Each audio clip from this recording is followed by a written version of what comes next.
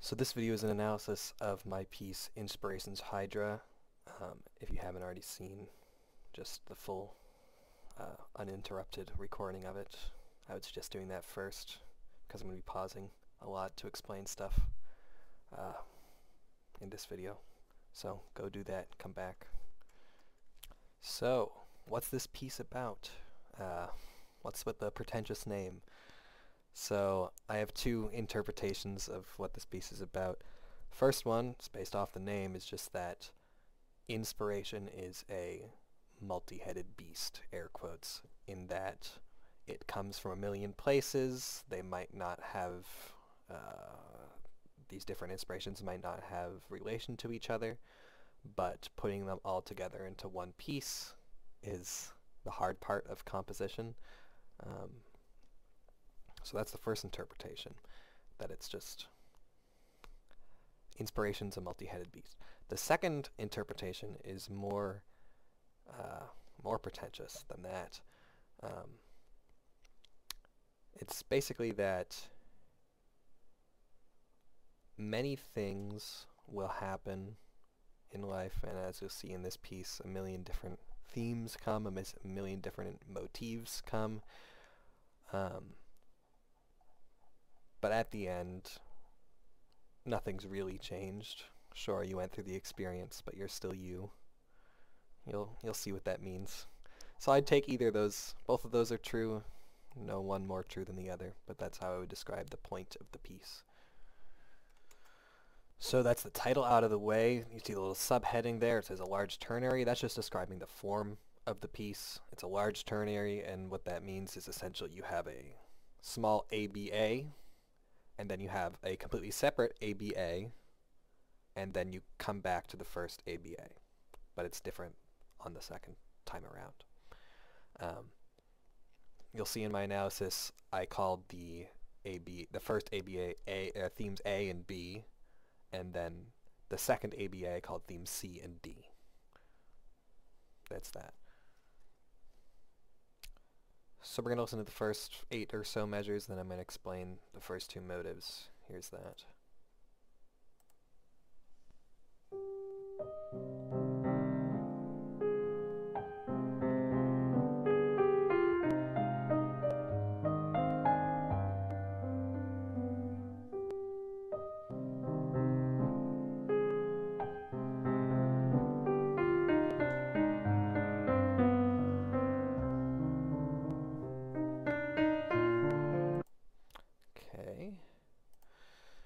So this first theme here, this G, E flat, A flat, and G up there, I called that the A, or the small A, melodic motif.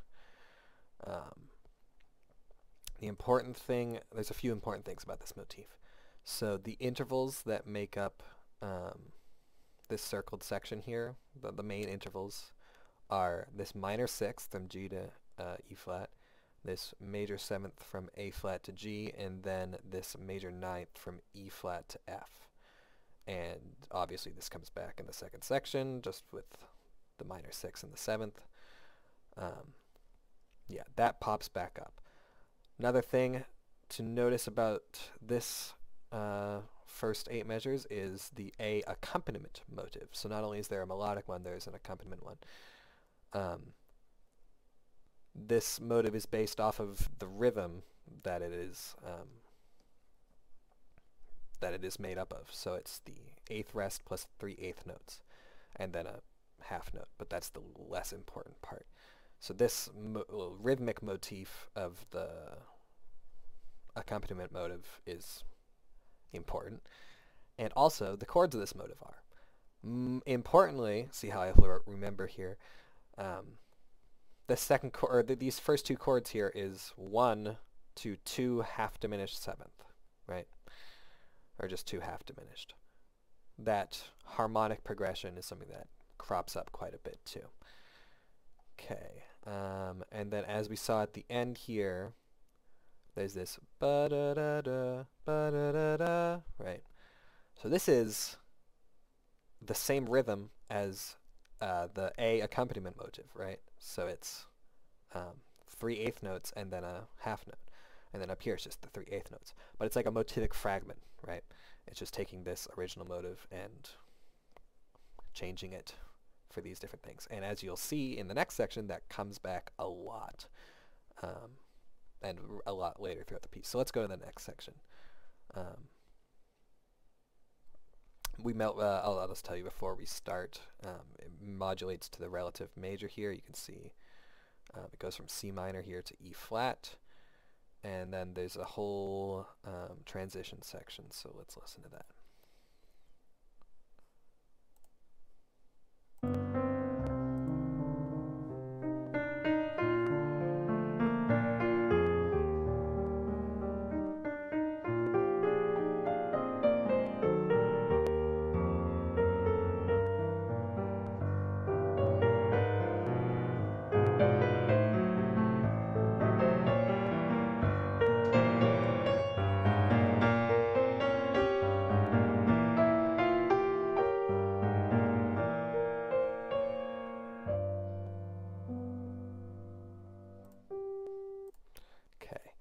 So, things that I pointed out here, again, the motivic fragment of the 8th notes, right, it's the same thing as up here.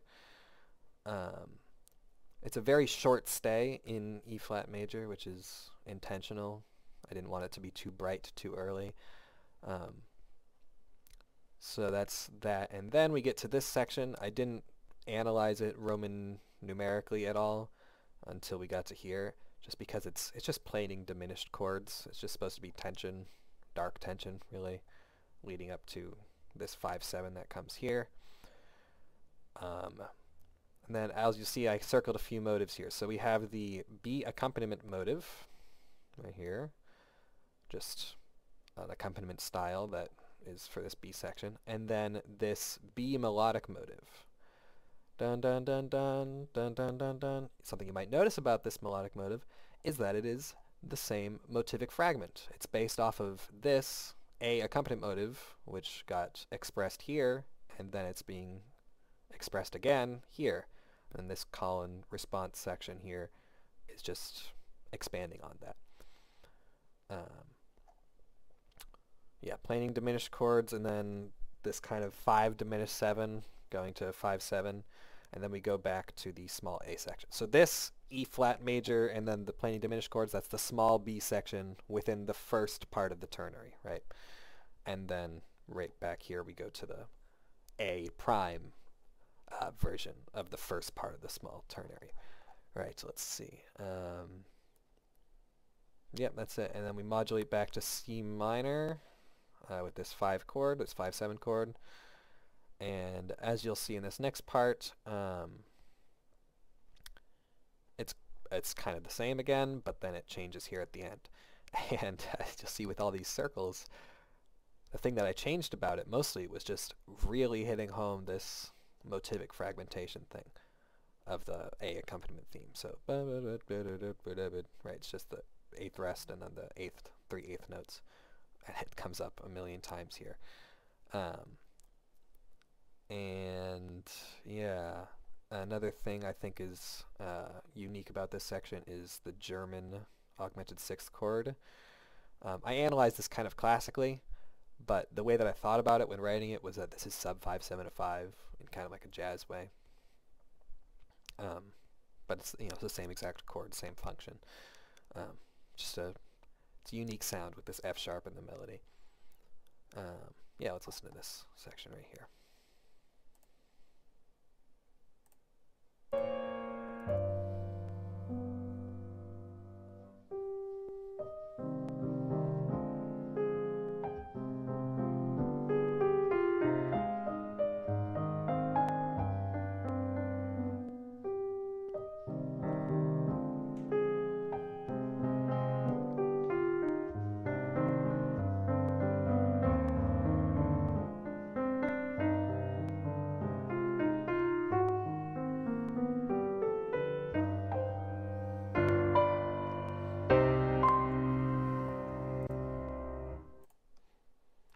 So that's that first section.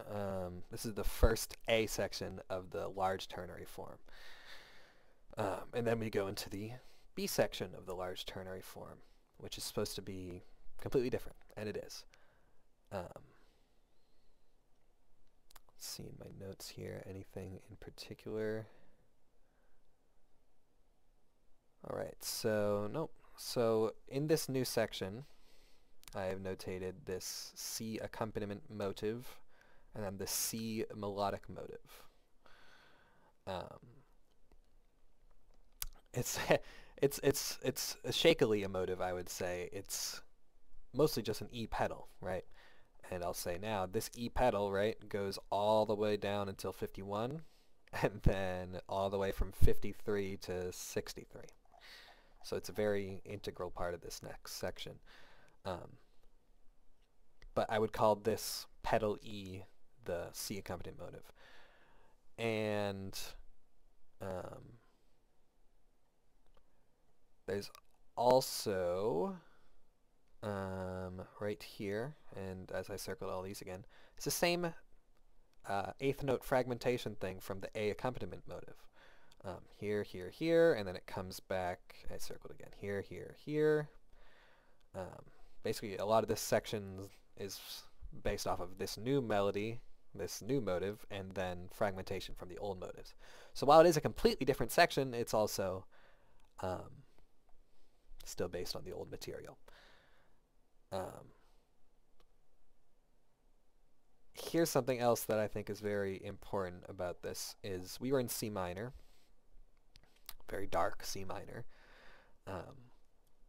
and then we land on this C minor chord, hold it for a while, and then the E pedal starts, way up in the register. E natural is obviously not within C minor, and in fact, it is the major third of a C major scale. The E is. So this immediately brightens this section. C minor with an E in it just brightens the entire thing. But I didn't want it to be too bright, again. So you kind of get fooled by this E thinking, oh, maybe we're in C major. Maybe it's gotten really bright. But then I hit you with, we're in A minor, which is, you know, relatively a lot brighter than this C minor section, but it's still minor. And that was very intentional.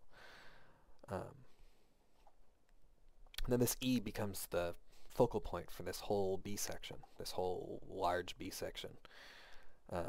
Yeah, we'll listen all the way down to this key change here.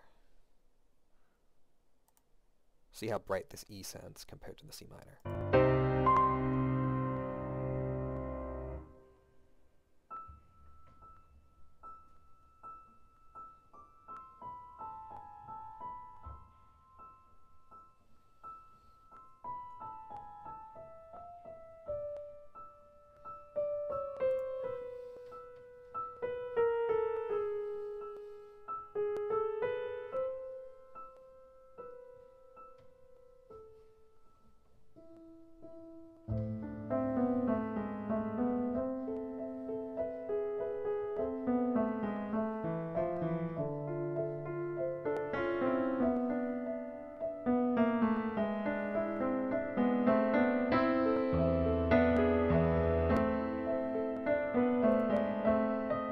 And this key change is a whole topic within itself.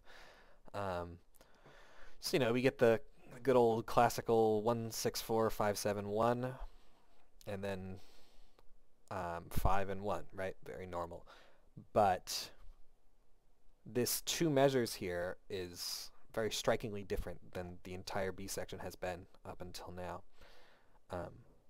We've had this pedal E the whole time in different registers, right? E, E, E, E, E. And then right here, I circled it, we get this E flat. And this E flat is like, whoa, to your ear, because you haven't heard an E flat in this section. Kind of harkens back to the C minor section, but it really catches your ear. So this E flat keeps going down, and it's a chromatic scale, just keeps going down, down, down, down, down, down. So it's like you don't know where you are musically in this section, because we also modulate pretty far away in terms of key signature, right? We're going from zero sharps and flats to 4 sharps. So right here, I think this analysis is apt.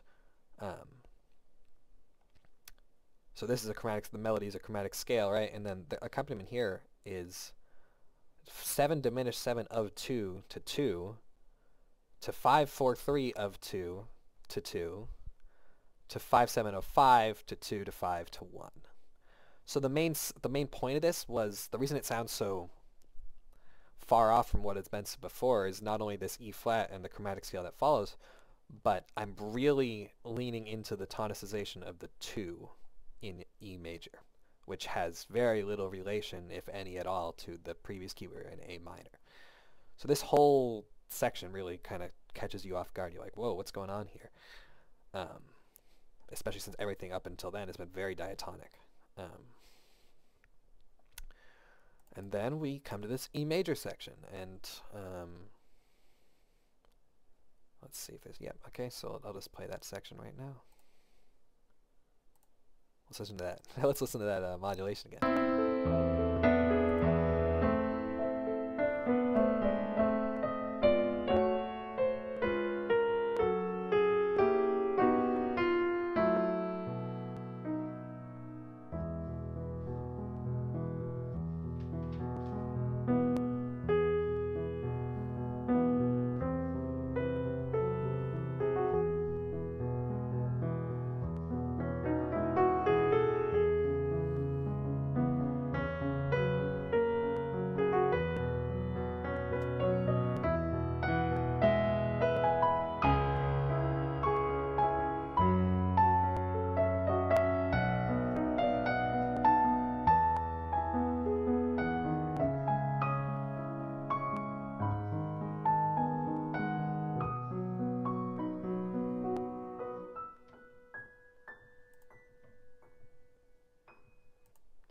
And we'll get to that in a second. So, as I circled here, we have the D accompaniment motif and we have the D melodic motif. And this is one of the coolest parts of the piece, I think, just because after all this drama about not being on our pedal E, we go right back to pedal E. Right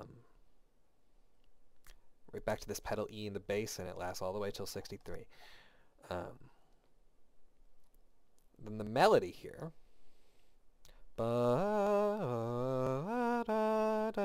right, is the first interval is a major sixth instead of the minor sixth from the original melody of the A melodic motif, right? It's the same intervals as that.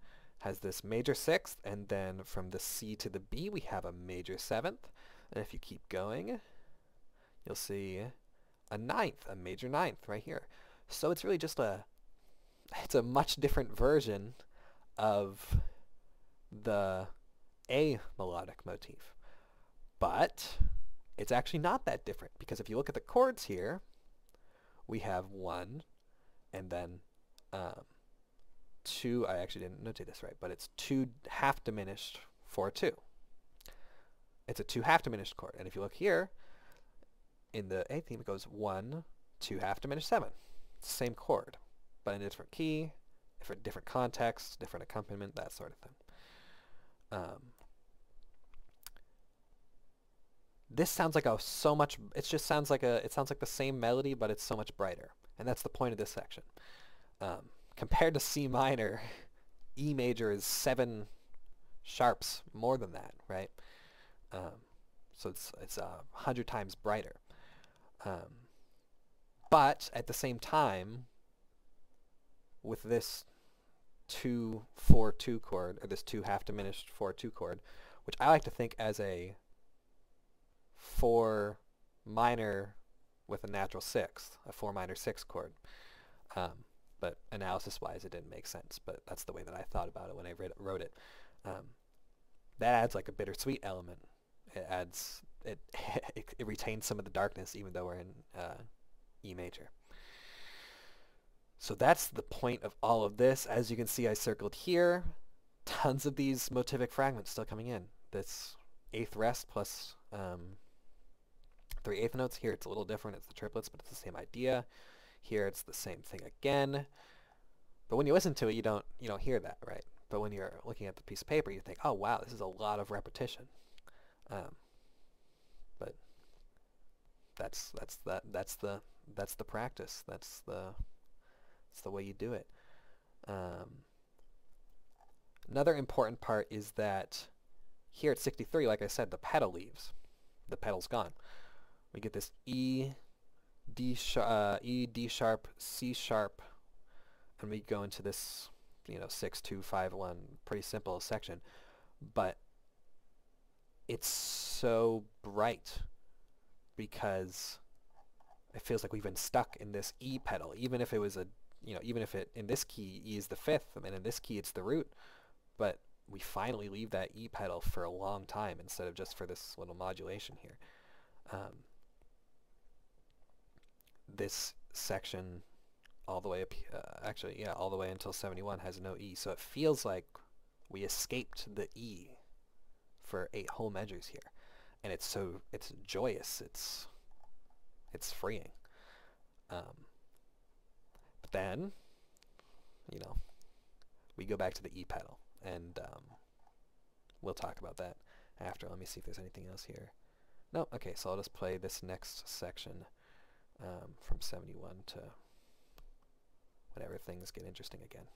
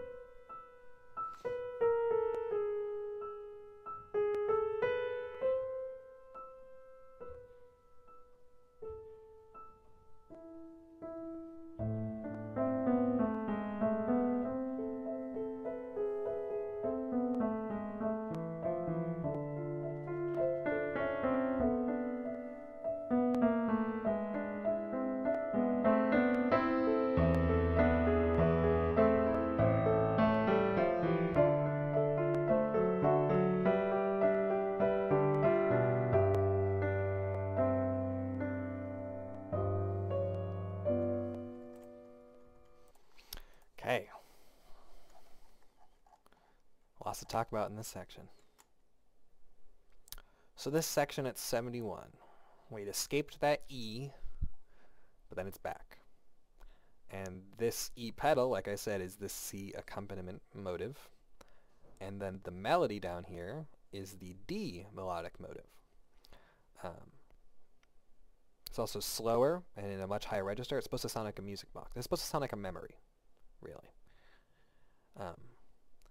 And while it is also a memory, it is also a foreshadowing event.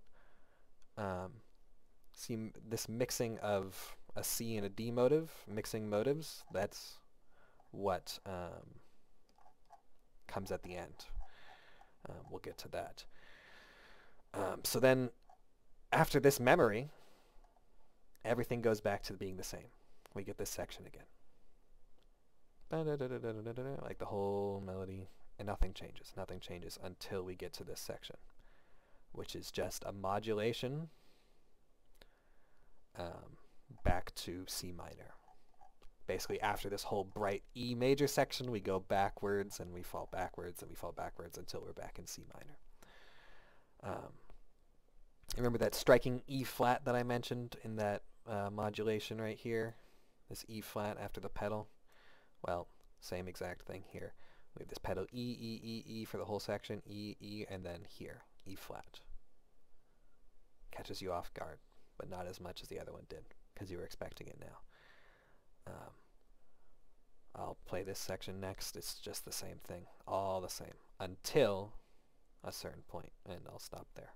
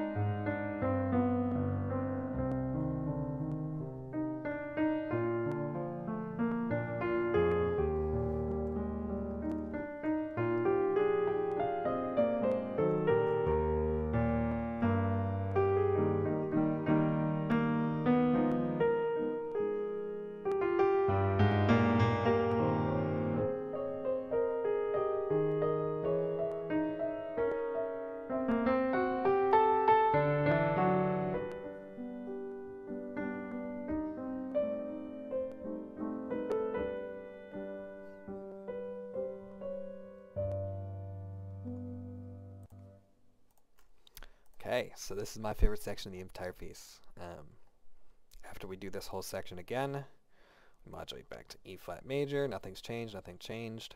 And then instead of that development section from the first time we did all this, it's a new development section.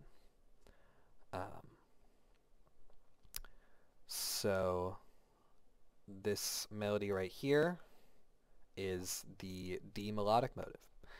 And below the D melodic motive is the A accompaniment motive from the beginning of the piece with different chords, or kind of the same chords, but basically it's the A accompaniment motive and the D melodic motive in E flat major. And then right here we have the B melodic motive from the original development section, and also it's the same rhythm as the motivic fragmentation that has been in this piece a million times so far.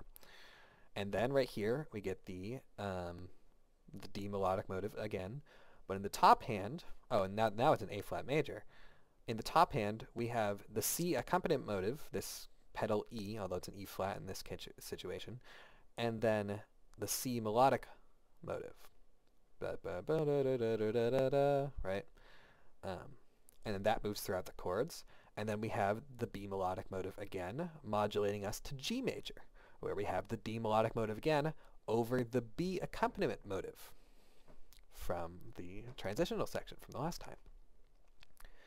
And after this final statement of the D melody, we get 5/7 in the original key of C minor, and the piece finishes out almost exactly the same as it was before in C minor. Let's listen to that. Let's listen to that section again, actually.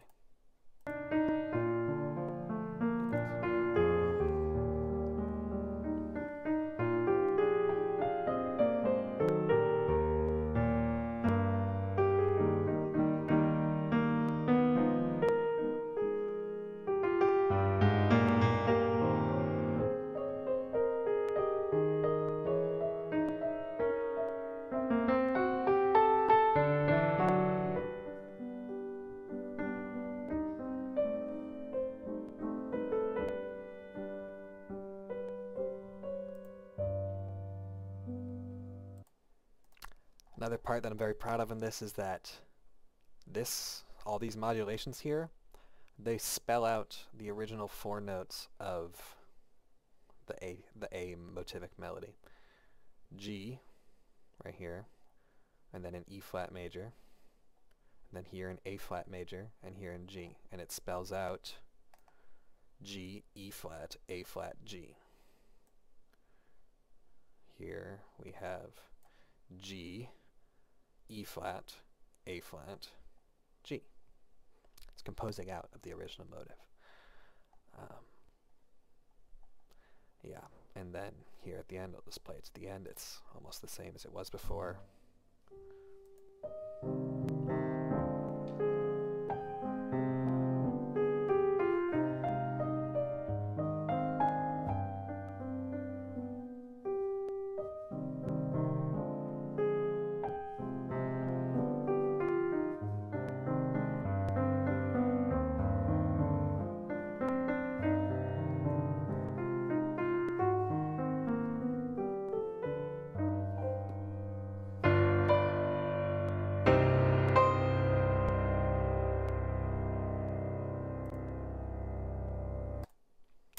Yeah, ends back exactly where we started. And like I said at the beginning, there's two ways you can interpret this piece, right? Inspiration's Hydra. Inspiration came from a bunch of different places. I had this melody, I had this melody, I had this melody in my head, but I had to connect them all somehow, right? And that was kind of what it was at the beginning, but it kind of evolved into you start somewhere, you take this big, all-important journey that you think is everything, but then at the end, nothing changed. Sure, you still have the experiences, like this whole section, you're remembering all the experiences. It's mentioning all the motives, it's mentioning all the accompaniment motives. You still remember it, but then it comes back at the end. And you're still in C minor. yeah, no, I mean that's it really. That's the whole piece. A lot of thought went into it. I'm really proud of how it turned out.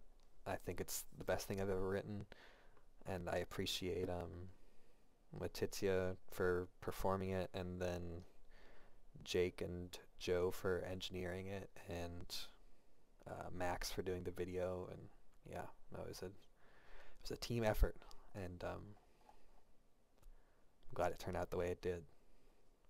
So yeah, thanks for watching.